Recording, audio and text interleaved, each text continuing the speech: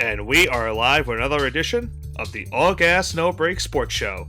I am one of your co-hosts, as always, Nicholas Pavone, joined alongside by my co-host Andrew Johnson. And Johnson, we started with 32 teams in this year's NFL 2024 to 2025 season, and we are now down to the final two teams in this year's season. And I'm gonna keep it a buck for you and I, especially for maybe for the majority of America. This is the Super Bowl that a lot of people did not want to happen. And unfortunately, it is going to happen once again for the second time in 3 years. And yeah, there are some somber and angry times here for a couple of us here on the show, and maybe for our other listeners and friends, if and friends of the show as well. And yeah, it's the day after, one day after those games took place yesterday, and I think we're still dealing with the repercussions of now what's going to take place in just under 2 weeks' time in New Orleans for this year's Super Bowl. Hey, it's crazy too. I'm not. Everyone saw the games, obviously. So I don't care if I spoil it. Yeah, What's the crazy part? We have a friend that owns a Josh Allen jersey and was rejoicing that the Kansas City Chiefs won. That's all I'm gonna say. yeah, that was a weird tactic. I understood what he was saying, but yeah, that was a weird way to go about that game. Um, and I unfortunately, I said it last week on the show that made those picks for the Super Bowl to ensure maybe a full mush and maybe at least one of the teams would lose. And I unfortunately went perfect last week, which is, something that normally I'd be very happy about doing when I'm making my picks for the season and for the postseason. But for this time, I am not happy whatsoever. Very, very upset that I actually went perfect on my picks last week. And now we have a Super Bowl matchup, Johnson, and let's break down the games that happened just about 24 hours ago. And let's start off with the NFC Championship game. Yeah, Washington and Philadelphia. And this game really came down to the Eagles just taking advantage of a lot of Commanders' mistakes in this game, a bunch of turnovers. And remember, when these two teams played the last time, the Commanders turned the ball over 5 times in that game, but they were still able to get the victory in that game. Now, I mentioned it last week that the reason that maybe they were able to do so in that game was because Jalen Hurts got injured in that matchup, and Kenny Pickett had to finish the game. Commanders took advantage of that a little bit, and they were able to still win that one. And that pretty much is a big reason why they're in the postseason. But this time around, it started off a solid start to the game for the Commanders, a very long opening drive, put them unfortunately only got 3 points out of the drive to put them up 3-0. And then the Eagles, they just turned to their go-to guy, Saquon Barkley, 60-yard rushing touchdown on the opening play for the Eagles. They go up 7-3. They got another touchdown in the first quarter off of a turnover. 14-3 lead going into the second quarter. They would then, it would be a little bit closer. Commanders would get a touchdown in that second quarter to make it 14-12. And then that's kind of where the game kind of broke away from Washington this one. They allowed a touchdown after a bunch of penalties. One with, Marshall Lattimore getting torched by A.J. Brown on a key third down conversion, and then a couple plays later on one of the tush pushes, which we saw a lot of those in that game. But we saw A.J. Brown and Lattimore get into a scuffle. A touchdown ensued on the play. It led to the Eagles going for two. On the tush push, they didn't get it. Kept it a one possession game. Unfortunately, the Commanders would fumble the ensuing kickoff. Philly goes down the field again and scores on the short field. They go into halftime with a 27-15 lead. And then they would outscore the Commanders in the second half of this game, 28-8. And like I mentioned, it was just really a game of, Jay and Daniels could only do so much. The turnovers were too much for the Commanders. They couldn't stop Saquon for the majority of this game. Mostly that one big play. Other than that one big run, they did a decent job throughout the game, but it just wasn't enough in this one. And the Commanders' magical season comes down to an end. Eagles put up the most points in conference championship history, winning 55-23. They advance now to their second Super Bowl in 3 years, and they'll look to hoist their second Super Bowl trophy ever if they could get past the defending champions, which we'll talk about in a little bit. Yeah, let's talk about it. Jaden Daniels played a phenomenal game. I don't care if you're a box score warrior, you're gonna disagree with me. You're gonna say, "Oh, the Commanders." If you just take a look at the box score and you see the headlines, right? Jaden Daniels, 255 passing yards, one touchdown, one interception. Passing completion percentage wasn't great, and the Eagles put up 55. You would assume, oh man, Jaden Daniels was bad. He probably was responsible for a lot of fumbles, a lot of interceptions. And the defense couldn't do anything. The offense failed them, but it wasn't Jane Daniels. Jane Daniels had this a 2 point game halfway through the second quarter, and he didn't touch the ball until it was 27-12. So Yeah. the Eagles scored two touchdowns in between Jane Daniels even touching the ball once. That's how poor his defense, his special teams, his offense fumbling. It was just unbelievable. It was unbelievably bad how they fumbled the ball, and no pun intended, with Jane Daniels this year. If I'm him, I'm pissed. I have every right and reason to be very pissed off at this team right now. Yeah, I think also, obviously they exceeded a lot of expectations this season. I mean, let's face facts. No one expected this team to not only be a playoff team, but to be within one win away from going to the Super Bowl. So there's definitely some anger at how that game went about for Washington because, as you mentioned, it was a 2 point game, and if not for those mistakes at the end of the first half and then early in the third quarter, they have a chance to potentially win this game and maybe even go on to the Super Bowl, The and who Commanders knows beat where it goes from themselves. there. But Because, like you said, yeah, Saquon outside of that, 115 yards, three touchdowns, he had one 60-yard rush, which was more than 50% of his yards on the ground. yeah, If you take that out of it, I think he had 15 rushing attempts, right? yeah. He had So 15, or do you have 14. 12? So you have 14 for 58 the rest of the way. Yeah, so do a little bit of math. That's at 4.1 yards per carry. Congratulations, you had Najee Harris out there half the game. I think the problem for the Commanders' defense was their secondary was not great in this game against the Eagles. The passing game for the Not at Eagles all. was pretty solid for Marshawn the most part. Lattimore, awful. He fought Mike Evans was Yeah, out there. He was getting into so many fights. yeah. Just between the secondary and the offense turning the ball over, not named Jane Daniels, the Commanders gave this game away. If the Commanders do not if the offense on the Commanders, if they do not turn the ball over 4 or 5 times, I think they win this game easily. And they said I going don't into think their it's game close. plan, they said going into their game plan, and it goes without saying, but especially against an Eagles team that's known for time and possession, running the football, you need to play carefree football and hold onto it and not give your opponent a chance. And the Commanders just kept doing that so many times. Saquon had 2 touchdowns on 2 carries to start the game, so it was pretty much not a great start from that going on. And you mentioned it. The special teams was bad. Their defense was bad, mostly in the secondary. Their run defense was, for the most part, I would say solid, other than that one big run. But I mean, the good thing for Washington is they have a lot of cap space going into the offseason. They didn't really spend anything in this past offseason. And it's not like they have to extend anyone like big as of now to they could improve on this team, which is a good thing for Washington. And they could Oh be yeah, right back into the spot next year if everything goes right for them. yeah, but the thing is, you're not guaranteed to ever get back there. And No, what you're no, saying is absolutely not. completely valid, and that's why I'd be so frustrated if I'm a Commanders fan because you wait, decades for this. You wait decades to be 1991. relevant. Yeah, like it's over 30. The last Commander, if you're alive as a Commanders fan, you're in your 40s if you remember this. So Yeah. for an entire generation of fans that grew up going to games, they have never experienced this, and it's gone because your secondary was too busy, mouthing off to the wide receivers. Uh, you had your special teams players and your running backs with hands made of with bacon grease on them, and they had oven mitts trying to catch these balls with the way they're handling it. To me, it's unacceptable. I think And that I you go ahead. I'll make my and comment in a second. Yeah, no, no, no. Listen, I realize mistakes happen, but to have this many mistakes happen in one game on the biggest Oh stage yeah, it's too in many. franchise history in the last 30 plus years, it's unacceptable. Yeah.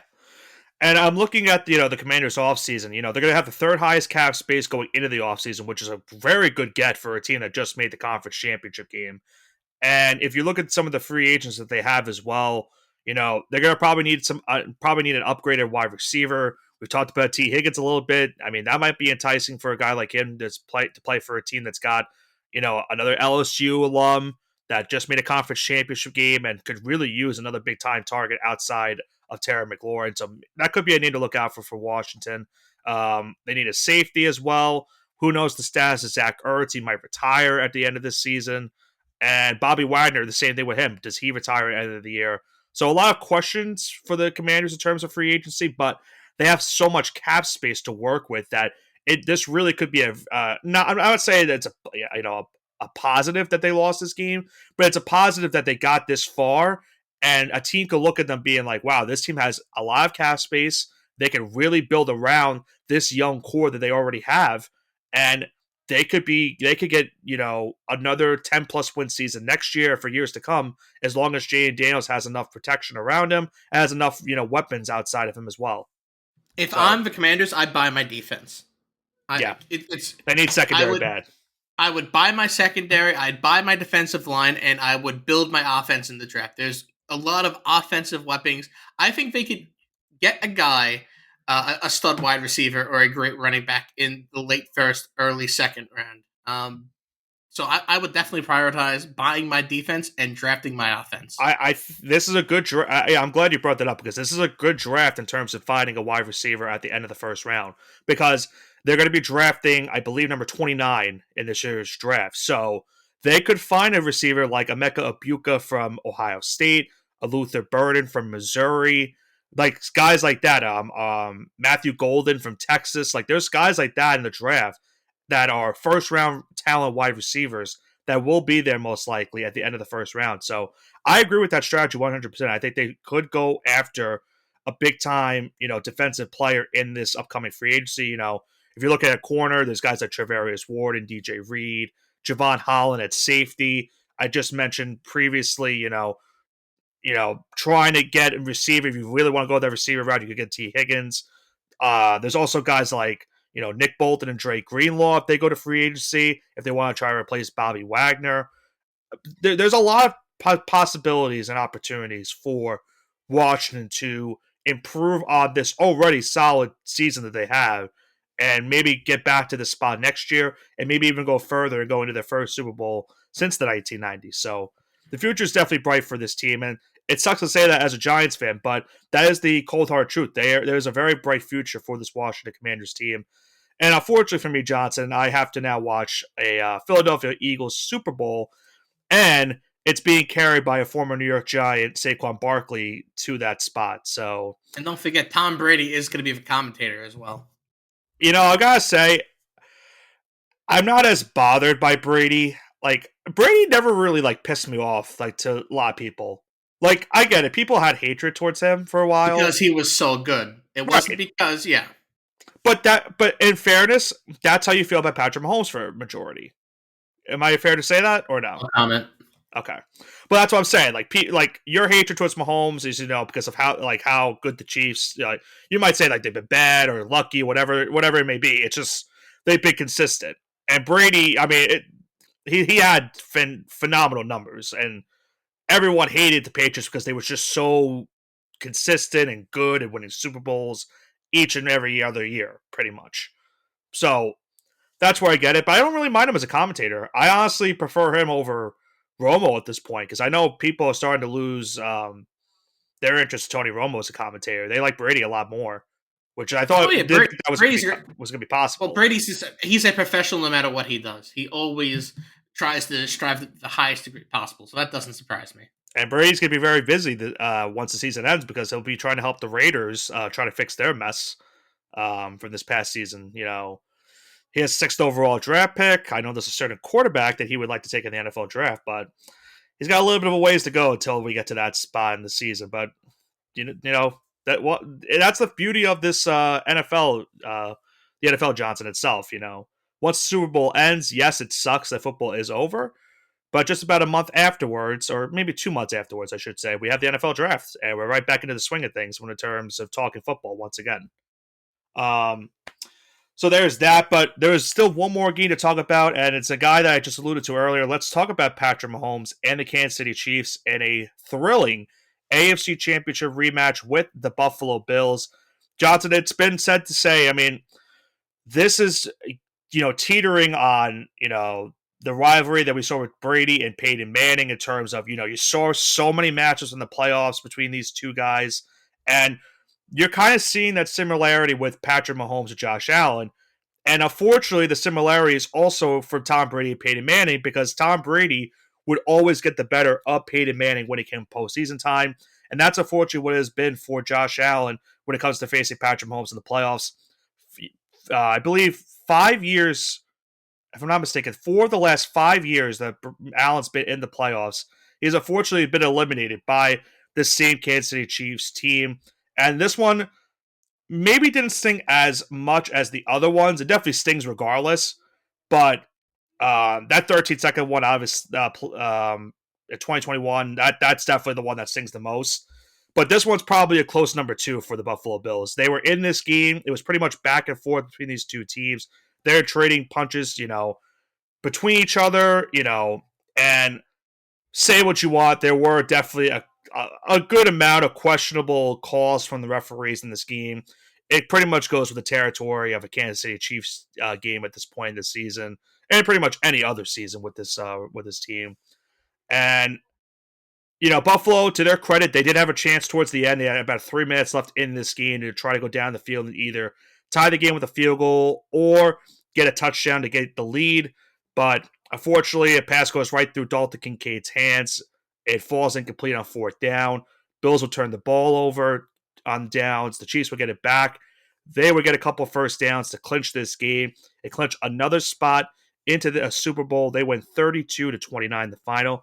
Johnson, they are the first team that has won back-to-back Super Bowls and will have a chance at going for a three-peat this season as they will take on the Philadelphia Eagles for the second time in 3 years for the Lombardi Trophy.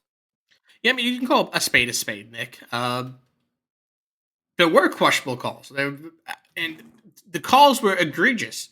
The 3rd down spot was horrendous, and then he got it on 4th down, and the judge that could see the football said, "Oh, you're good," and the judge that had no vision on where the football was called in and said, "Oh, that's no good." I think and then the 3rd down one was more egregious than the 4th down one, in my opinion. I mean, but the point is, the 4th down one doesn't get there if it's if it's called correctly. And then when they still have a chance technically at the end, they let the play clock go down to 2 minutes when it should have gotten a delay of game. So they effectively take away. Yes. And they take away a time. They take away a timeout. It's just all these little things that add up that give an advantage. There is a world here. If this game is officiated fairly or accurately, whatever you want to call it, where the Bills are up 29-23, and it's the one they get the ball with like 5 or 6 minutes left, and all they have to do is park it. And if they can park it for 4 minutes or 5 minutes and force the Kansas City Chiefs to maybe go outside their comfort zone, and they have to be the aggressors on defense now. There's a realistic scenario that the Bills move on, and it's I'm a Patriots fan, so it's not like I have like, oh, the Bills got screwed, and I'm a bitter Bills fan. It's like, no, because they got screwed because the officiating is just not fair. At the end of the day, and we've been saying this for years. There's been no consistencies, especially that catch. If Dez Bryant didn't catch it, he certainly didn't catch it. That's all I'm going to say. If you're going to sit here, the Xavier Worthy catch was definitely questionable. I didn't agree with that either. Beyond questionable. If you're going to sit here and say, "Oh yeah, Dez," if those same referees that called it say, "Oh yeah, Dez didn't catch it," look, it's obvious. That is way more egregious than Dez. I thought it was intercepted in real time when it happened. I thought it was too.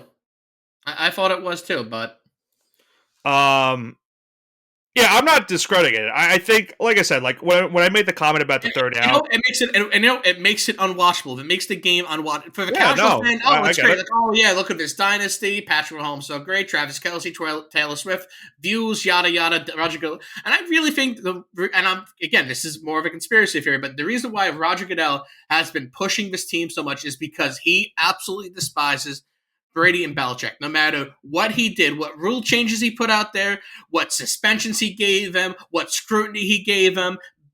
Brady and Belichick just came back stronger every single year and just pretty much flipped Roger Goodell the bird every single year. That year that he got suspended for 4 games for something that never even happened that he didn't do, and he had to give Brady and Bill Belichick that Lombardi trophy at the end of the Super Bowl, that was poetic justice. And I think Roger Goodell wants to erase that history to have not Brady and Bill be the best coach quarterback duo, but Mahomes and Reed. He wants to erase that because he has such a burning, passionate hatred against the Patriots and Tom Brady that he will go to any lengths possible to remove their legacy. And I will sit here and I'll say it all day long. It could be a conspiracy. I really don't care because I think it's the truth. Well, listen, I mean, you're not the only angry one about like not only this game and how Chiefs games have gone for years now, but I mean, you can ask Bills fans, any fans of any teams in the AFC these last couple of years, even you can even ask Eagle fans because they had a gripe to give from the Super Yeah, Bowl they they played do. a The couple Super of Bowl years ago. that's an illegitimate Super Bowl in my opinion because it was a it makes you remind me of that last minute flag on There fourth was down that now. last second. There was that late holding on Kadarius Toney that they called on the Eagles, and it led to the Chiefs getting the game-winning field goal. And you know what's even crazy too? Because at the end of the Bills game, what happened? Oh, Josh Allen got a flag, and they just told him, "Oh, no, pick it up," and it didn't happen. Like, what kind of universe are we living in that they don't review something like that? They just pick up the flag. Like, is it me or am I going crazy I here? think the problem for the NFL, what's been, is they keep I saying think I know what the problem they're is. they keep saying they're going to expand review like replays and reviews, and when they say that, you're like, oh, as a casual fan, you're like, okay, well, let's see, let's prove it. This year they implemented the new first down marker where they didn't have to use the chains most of the times. They would have like the electronic like I forgot the exact name for it, but they would have like the an official like down marker up top, and they would do it up there instead of using the chain gang to come out to mark down where the ball is and stuff. And they keep saying that they're going to try to fix this way and this way and this way, and at this point, it doesn't really matter because it's like it's not. People are still getting pissed off with what the referees are doing. Like 2 weeks ago, we saw what happened the Texas games with the Chiefs. We saw Mahomes get hit by Will Anderson. They called a flag for roughing the passer, and everyone casual is you know was pissed off about it. Even Troy Aikman was pissed off about it, and he was broadcasting the game. And he's a former quarterback. You would think he would defend the quarterback, but he was not whatsoever. So it's just like it's a multitude of things. Like there's so many things wrong with the officiating crew, and it's gotten worse and worse each and every year, unfortunately. And they try to keep saying that they're going to fix it. That way they don't have casualties like this. But it just will continue to keep going like this for years and years to come. And that's the unfortunate truth. Yeah, I mean, it kind of is what it is. And I think the only way you could fix it is if you punish these referees. I think for making a call for multiple calls that egregious, I think they shouldn't get paid for that game, and I think they should have a 1 year postseason ban. I think if you punish these referees adequately, the product would be better, and that applies for all sports. That applies for NBA, NHL, MLB. With these umpires, I think they can dictate the game and pretty much effectively erase runs for teams in the MLB. How egregious that is too. It's a epidemic, and it's because they think they're invincible at the end of the Well, day. you saw what happened in the Eagles game with the amount of tush pushes at one point for the Commanders. They kept going offside, and the referees flat out said if they keep doing it, they're going to just award the Eagles the points for the touchdown, Yeah, which is again, which I which is never BS. heard of. Never heard Yeah, of that whatsoever. it's egregious. Like, okay, you like listen, I get it. It's like how can they consider that to be unsportsmanlike? You could have shifting. The defense can shift all they want in the backside, and the I'm sorry, the offense can shift all they want on the behind the line of scrimmage. But if that defensive line, like that secondary, if you're going to make a sudden movement, like it's going to happen. You're going to see the players involuntarily move, and it's not like it's on purpose happening all the time. I'm sure they don't want to take the give them the extra yardage every single time, or in that case, the extra couple inches. But it's just that the league has become such a parody of itself that it's becoming unwatchable. And that's what we said for the NBA. The NBA was enjoying record viewership 5, 6, 7 years ago, and every single year the officiating got slightly worse, and it got slightly worse, and it got slightly worse. So the point was, it's the worst, it's the lowest viewership it's been in a while now. And they're wondering, oh, what happened? What's up? Well, because your product's unwatchable. Your referees are terrible. The regular season doesn't mean anything because Yeah. everything keeps on happening. No, there's no real change, and people are pissed off and don't want to watch your product anymore. I don't see why anyone would be surprised by that. Like it's something like people still go to geese, but it's not like you're watching it religiously every single week on like every single No, day you're and week not. on TV. It's and like it's not like the NFL is like they're still getting great viewership, but it's getting to the point where it's like now you have the Super Bowl coming up again with the Chiefs and Eagles, and a lot of people are pissed off because I think a lot like obviously if you're from Pennsylvania and you're from Missouri, you don't give a crap. Like you are back in the Super Bowl again.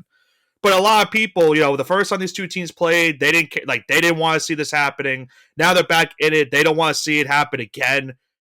Like it gets to the point where it's like tough to really like root for either one of these teams to want to win a Super Bowl because I mean, let's this is what I'll say about the Eagles, though. But they go ahead. 100% deserve to be there. I realize No, that that's the fine. Commanders That's they kind fine. of bit off the nose in that game, but they 100% earned the right to play That's in the Super fine. Bowl, and no Yeah. one's ever going to deny that. But Kansas City has a huge asterisk. Their entire quote unquote dynasty has an asterisk.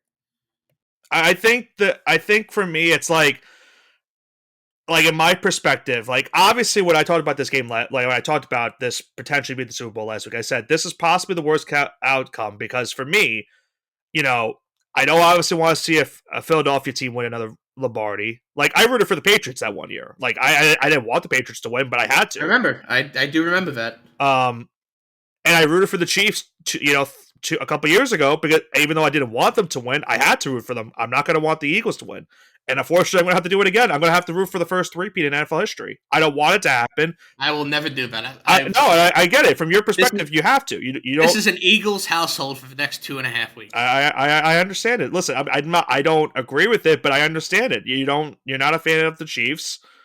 It makes sense. It's understandable. I'm not gonna be pissed off that you're rooting for them. Like I get it from your perspective. If it was the other way around, you understand my perspective. I can't root for the Eagles. Like I've literally grown as a child from a childhood to hate this team, and it goes the same way with the Cowboys. Maybe not the Commanders as much. Maybe I kind of felt a little bit more bad for them because they were just kind of bad. But with the way their team is now, that I probably have to start hating them for the next couple decades because they Kind are of like the Knicks. look That's how pretty the good. Knicks were with the Raptors. Yeah, they're divisional rivals, but like it's the Raptors. Right, right. So I don't know. Like I said, it's gonna be. We mentioned it's kind of reminded me of what we had just a couple weeks ago, Johnson, with the national championship. It's a game that we both don't like for you and I, and maybe for a lot of other people.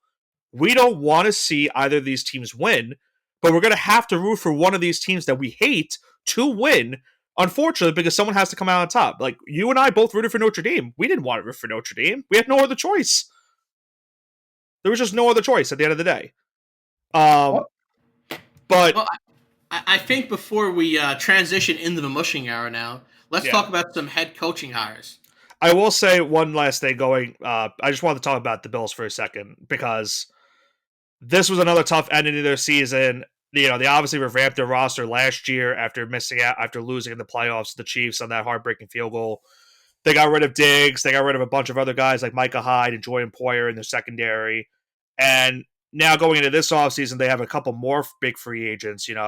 DeMar Hamlin's going to be a free agent. We saw Matt Collins have a nice impact against the Chiefs in this game. Rasul Douglas is a big-time free agent as well. And they traded for Amari Cooper during the season, so that's another free agent that they're going to lose. And they unfortunately do not have the cap space to really bring back a lot of these guys. So for you, Jots, I know you're not big, you're not a huge Bills fan, but what do you think they go from here? Because obviously they just haven't I had think you got. I much think you luck. got to fire McDermott. Do you think they do it? I don't think they would do it now, though. No, I think they have to. but who would they hire? I have no idea. Hire Bill Belichick for like care. Belichick's locked into North Carolina. The Bills would have to pay a $10 million payout, but I don't think they would do that. I think the Bills would Listen. also be livid if they hired Belichick. They hate him very badly up there. I'm telling I you. mean, I don't know what to tell you. I think it would be a good hire. I It's not going to happen. I don't listen. I don't necessarily disagree. I think McDermott's like time is coming up because like one is enough at this point.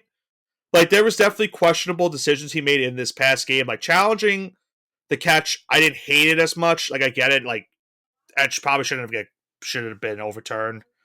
But I think not challenging that third down play that we talked about, where it looked clear as day that Kincaid got the first, and then they said 4th and 1, and then they went for a 4th down. They didn't convert on that, and they had to do a booth review. I didn't understand why he didn't challenge it on 3rd down. Like, what was the reasoning for not challenging it? Because you could clear as day see that the spot looked like he had the 1st down. And he kept the challenge flag in his back pocket after losing the first time. So I don't know exactly. The problem is, I don't know exactly what is the next best hire for you. Like, do you just make Joe Brady your head coach, your offensive coordinator? You were able to keep him from going to the Saints as their head coach. So do you maybe make it in higher and just try to bring him as the head coach? I don't know, maybe. But I don't know. They're just in a weird spot because I feel like no matter what they possibly do at this point in time, it's just not enough to beat the Chiefs. And even when they don't play the Chiefs, they had that 1 year with the Bengals, and that wasn't enough that year either. So I feel like they're just caught in limbo at this point. And I'm not necessarily certain if they're going to be able to do much in the offseason because you have to go through the draft again probably to get a couple players. And you'll have to try to nickel and dime whatever free agents you could possibly get. So, I mean, I think they need a drastic change there, and I think I think a coaching change is necessary. I mean, we talked about it last year with the same scenario, so it very well could be, but I think that's maybe a thing that you talk about next season. I think I probably said that last year too, but it might be getting closer and closer because I don't know. You're going to have a new stadium coming for that team soon, so you want to have people have faith that this team can finally get over the hump. But if the bad luck continues to keep going and going and going, like it's going to turn fandom off. The Bills are one of the most loyal fan bases in the league, but it's like they got to do something to accommodate Josh Allen and company if they're going to win anything. Because they just can't. They unfortunately are just not at that spot right now. And I thought this would be finally the time to do it because it didn't seem like they had many headaches on the team. It seemed as if there was a lot of team camaraderie, and it just didn't matter. It just didn't matter at the end of the day. But as you were alluding to, let's talk about some of the big news that also happened during the week before we went into Championship Sunday, and a lot of head coaching hires were happening this past week, and it leaves just one NFL head coaching job left in the NFL, that being the New Orleans Saints. They are the lone team without a head coach right now so far. Maybe knowing Arlett Johnson, they'll probably hire a head coach tomorrow. So we'll have to probably recap that next week here on the show. But let's break down what happened head coaching style and the head coach's style last week. As we expected, Ben Johnson, hired as the new head coach of the Chicago Bears. We expected him to probably leave at some point, and that was probably the most logical landing point for him to go to, in my opinion. You get to take over, obviously, for this team that has Caleb Williams. Maybe he fixes himself after a on and off rookie year, and obviously he knows the division around whole, so he knows how to play against these other NFC North teams. So, interesting hire right there for the Bears. I think that was a good one to get. We saw the defensive coordinator as well for the Lions lead, that being Aaron Glenn. He has been hired as the new head coach of the New York Jets. He was a former player for the Jets back in the 1990s. He now goes back to the Jets as their new head coach. So the Lions, as we expected, Johnson, do lose both of their coordinators. Who did you like better between those two guys in terms of being hired by their respective teams? Ben Johnson or Aaron Glenn. Between these two, I think Ben Johnson going to the Bears is better. Oh, wow. I mean, overall, there's more hires that I think is the best hire, and we'll go into that. I guess. So you have a better. You think there's a better hire for one of the other teams? Yeah, Pete Carroll is head coach of the Raiders. That's a home run. Okay, all right. So let's break that down in a second. That's a home run. I don't disagree with it, depending on what they do in the offseason. Now, the biggest thing going on last week was the Jacksonville Jaguars, what was going down with their head coaching hiring. So during the week, they had been told by Liam Cohen, the Bucs offensive coordinator, that he had taken himself out of the running for head coach.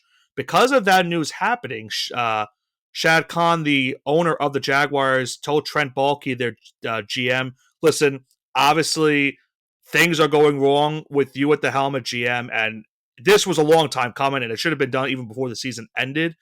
Trent Baalke was fired as the Jaguars GM, and because of that, Liam Cohen re-entered himself back into the head coaching cycle for Jacksonville. He became the new head coach of the Jaguars during the week. So a very weird turn of events for that head coaching hiring for Jacksonville. But they do get their guy from the Tampa Bay Buccaneers and Liam Cohen.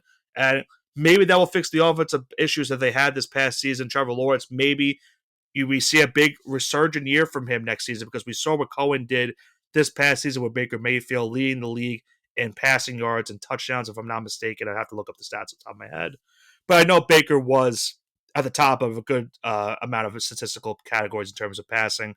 As you mentioned, Pete Carroll, the former Super Bowl winning head coach of the Seattle Seahawks, was hired as the new head coach of the Las Vegas Raiders. So that was one I was kind of surprised by, in my opinion. I mean, I think he's the best coach out of any one of these I guys. mean, I mean, by far. I mean, he's obviously had the experience beforehand, and obviously gotten. You can call a spade as you mentioned earlier, but he got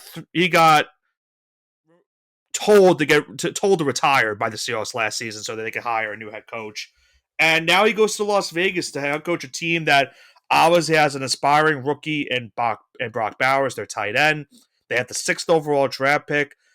Maybe they move up in the draft to draft a quarterback. They could even just stay pat where they are and get a quarterback in the draft, or just go to free agency. But nonetheless, you have a very, Pete Carroll is 73, so that's also to keep in mind as well. We'll see how long he does stay as the head coach of this team. But it's not a bad hire. It makes the AFC West a lot more interesting with Andy Reid now. You have the renewed rivalry of Pete Carroll and Jim Harbaugh. We know their big historic rivalries back from when they were at Stanford and USC, as well as the 49ers and the Seahawks. And now you have, and of course, you have Sean Payton with the Denver Broncos as well. So the AFC West is a very good head coaching tier that they have going on right now. And Pete Carroll, we'll see if he can fix the Raiders' mishaps that they've had the last couple of seasons. And then the final head coaching hire that we saw this past week was probably the biggest head scratcher of them all, Johnson, in my opinion. Brian Schottenheimer, who was the offensive coordinator for the Dallas Cowboys last season. He was hired by the Cowboys to become the new head coach. And I gotta say, it was definitely a head scratch for not only me, for a lot of people internally in the NFL, Cowboys fans alike, because, they let Mike McCarthy walk. They didn't want to, extend his contract. There were the rumors that maybe they would go after Deion Sanders or Kellen Moore. I thought for certain Kellen Moore would become the head coach of this team, especially what the Eagles did offensively in terms of rushing guards this past season. And they decided to hire Brian Schottenheimer, who was the offensive coordinator, as I mentioned, but he wasn't the one calling the plays for the Cowboys last season. So he now takes over that spot, not only calling the plays for this team offensively, but now he's the full-time head coach for this team. So, in my opinion, you can say what you want, but this is just probably another Jason Garrett type of hiring where Jerry Jones just wants a yes man, in my opinion, to, say and do what Jerry Jones wants and not what he wants to do. Because Hey, he has great pedigree though. if you look at Brian Schottenheimer's career, it's just amazing that he got a head coaching job. It still doesn't make sense to me.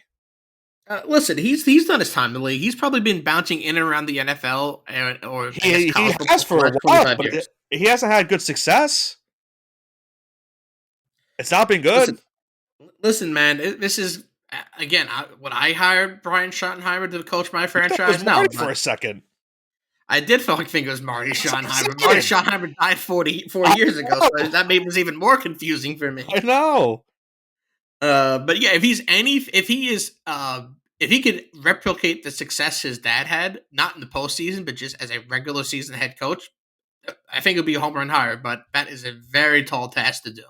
Yeah, it was the most head scratching hire of the week. But listen, I mean, we said the same thing about a guy like Dan Quinn last year with the Commanders, and look where they were this past season. I know I've given the Commanders a lot of love in the show this week. It is very surprising to me as a Giants fan, but it's just an example of what maybe could happen. Maybe it works out for the Cowboys. I'm hoping it epically fails because let's face facts, it looks like it's probably going to epically fail.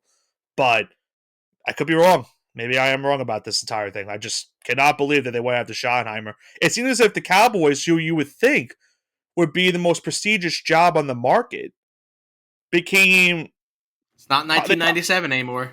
they got the worst hire out of every single person, and they have their own. They're the only one to blame for it because if you remember correctly from last week when I mentioned McCarthy got fired as the coach, because they fired him so late in the season, a week after, they couldn't even interview guys like Ben Johnson and Aaron Glenn for the Lions because they weren't on their bye week anymore during the bye week and the wild card week. They were getting prepared for the divisional round matchup. So they missed out on, trying to interview guys like that. So it was just a very weird scenario and sequence that Jerry Jones did for all of that. And I guess he got his guy because he was pretty happy about it. So good for the Cowboys, I guess. I hope it fails. But let's see now, Johnson, what happens with that. Let's see now. Let's go into the mushing hour, the final mushing hour of the NFL season. Next week on the show, we will do our picks for the NFL Honors Awards that will be taking place in 2 weeks' time, the night before the Super Bowl. We'll make our picks for MVP as well as the other awards in the NFL. But as for tonight, we'll be just making our Super Bowl pick. And Johnson, if you want, we also could make our Super Bowl MVP pick as well, unless you want to save that for the show next week. Totally up to you. Let's do the MVP this week too. Okay, Keep so let's go with the Super Bowl pick as well as our Super Bowl MVP pick, and let's get the line for this Super Bowl this week, or for 2 weeks, I should say. As I mentioned, second time in 3 years these two teams will meet is the AFC champion Kansas City Chiefs going for the first ever NFL three-peat in NFL history, taking on the Philadelphia Eagles, who are looking for their second Super Bowl in franchise history. The Chiefs are a 1.5 point favorite. The over/under 49.5 for this game. Johnson, if you want to take the floor, I'll give you the first opportunity to pick. Okay. I know it's tough. Okay. Chiefs minus 1.5. My MVP is Travis Kelce after he proposes to Taylor Swift and retires after the game. That's all I'm going to say. That's my pick. Damn, so you're going full-fledged. Kelce wins MVP, proposes to Taylor Swift, and retires in this game? I am going full-fledged. Just put me out of my misery. And not only that, you are... Well, I know why you're picking the three-peat. You're hoping for the mush. Oh, I really am. Listen, I have been 55%, 54.5% on the year. I'm 80 and 64. So I don't know what that is off the top of my head. I know it's pretty good. It is 55.5% right now. So I'm hoping I get it wrong. I've been on the winning side of this way too much this season, so give me 2 big red X's this week. That's all I want. Let me finish the season 80 and 66. Well, a fact that I found out about this game, Johnson. Did you know there's a certain player's birthday on that Super Bowl Sunday? It's Saquon Barkley. I'm glad you brought that up. Saquon Barkley, who has the second best odds, I believe, has the second best odds to win Super Bowl MVP. I think right behind Patrick Mahomes. Oh, really? Because I have Saquon Barkley on his birthday, pulling his hamstring, and after the first run of the game for negative 5 yards. Saquon has and that's his birthday gift after they lose 52-0. Saquon has been playing injured this entire postseason. That is definitely not a happy birthday, Saquon. You got paid and you made the Super Bowl on your birthday, but congratulations, you get negative 5 rushing yards for the game, have to be taken out immediately. Here's the problem that you've put me in, because if I pick the Chiefs, then this is what you would want. You would want the full-fledged mush because both of us are picking them. So I know what you would go for. You pick whatever you want, man. You pick whatever you want. I'm done watching football. I'm going to retire. Gonna retire. I'm about to only watch WWE because that's the only sports entertainment enjoyment of life that I could have enjoyment with. Because even though I know this guy's not gonna win right now, I know eventually it's gonna happen. Listen, it's okay. They probably will break our heart later in the season, maybe even now. But at least St. John's is number 15 in the country. We at least have that, right? That is very true. NCAA basketball pod coming back very soon. We do have that at least. We at least have the Knicks as well. They've been playing solidly as well. We at least have basketball. 2 games behind second place in the East. I'll take that. Yeah, we have that at least. I did say this yesterday, Johnson. This is probably my worst sports year ever as a fan. I've had to watch a Celtics championship, an Ohio State national championship. I've had to watch the Dodgers beat the Yankees in the World Series. And I obviously watched the Rangers lose to the Panthers. And you watch St. John's get snubbed at a March Madness I after watched giving St. John's UConn their only March competition. Madness, and now I have to watch either the first ever three-peat or the Eagles win a Super Bowl. So this is by far this is just a catastrophe. It's just shout out Russell. He knows exactly. If Russell's listening to this, he knows exactly what I was going for when I said it is a catastrophe. That's a little inside joke with him and I, but. Yeah, this is not the Super Bowl I wanted, even though I picked it to last week. I'm just gonna stay away from picking. I shouldn't do that. I was gonna pick the over for this game. I probably should pick a team to win because it would be wrong if I didn't. Um, I'm gonna hate this doing the Johnson. I'm gonna try. We're gonna see who the bigger mush is between the two of us. I'm gonna take the Eagles plus 1.5, and I'm gonna take Saquon Barkley as my MVP. We're gonna see who the bigger mush Okay. is. Talk to me in a week because maybe we update our picks next week here on the show. But that's my Oh, I'm pick not right now. changing. I'm not changing I'm anything. gonna go with the Eagles plus 1.5. I'm gonna go with the over in this game as well. I think there's gonna be a lot. I think regardless of who I pick for this game, I think there's gonna be a lot of points scored between these two teams. I think it comes down to Barkley. Is gonna be a factor regardless of what the Eagles do in this game. I think he's going to have to because the Chiefs' big. I think for me, the Chiefs have a good strength at secondary in terms of their corners. So maybe they can, stop guys like AJ Brown and Devonta Smith. But their rushing game, that's where you obviously have Chris Jones and Karlaftis and all those guys, Nick Bolton, but I don't know if this is a tough task facing a guy like Saquon. I'm trying to think if they've played a guy like Saquon the entirety of the season, and I can't think of one at the top of my head. I know they played Derrick Henry at the beginning of the year, and we saw what happened in that game. They barely gave Derrick Henry the ball in that game. I think the second best running back they faced all season was, was it James Cook? Maybe it might have been James Cook or maybe Bijan. I guess. Yeah, I feel like this could be an interesting battle between these two teams, but I most likely will change my pick next week. I don't know. I feel disgusted that I'm picking the Eagles to cover this game, but I think I'm at the point where it's like between you and I, we're just gonna battle it out to see who has the bigger mush and who's gonna, jinx the team that we picked, and that way the other team can come out on top with the victory. I respect that. So I think like that's the only way we can go out with the Super Bowl because the Super Bowl we both hate. We have to pick the team that we both hate to try to see who can mush it further into further extinction. Maybe a game ends in a tie. No one wins. How about that? Would you? I think we both agree with that. Yeah, that's fine. I'll take a tie right now. Yeah, in fact, give the tie, and the Super Bowl goes. What's the team you and I can both agree on? Goes Super Bowl goes to.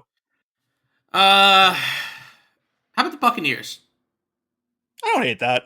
Yeah, give it Tampa. the Baker. Give it Tampa. Give it a Tampa. Why not? Honestly, give it. No. I was gonna say the Chargers, but there's one person that's gonna make me not say the Chargers, and you know who. Yep. I know who you talked about. Harbaugh, but yeah. So yeah, definitely a interesting way to end our one of our last mushing hours of the season. As I mentioned, Johnson and I will be back next week for NFL Honors Awards picks, as well as maybe an updated version of our Super Bowl picks to find out who will hoist this year's Lombardi Trophy between the Chiefs and the Eagles. But that's going to do it for this week's edition of the All Gas No Break Sports Show. Championship week has concluded in the NFL. We are now down to the final two teams in this year's NFL season. Will the Kansas City Chiefs three-peat for the first time in NFL history, or will the Philadelphia Eagles get their second ever Super Bowl? And God forbid, but if they do, the state of Pennsylvania, the city of Philadelphia. Good luck to anyone that's living there, because it's going to be a hellhole if they are able to win the Super Bowl again, and I will be crying in my nightmares. This has been Nicholas Mavola, joined alongside by my co-host Andrew Johnson for the All Gas No Break Sports Show. Have a great rest of your week.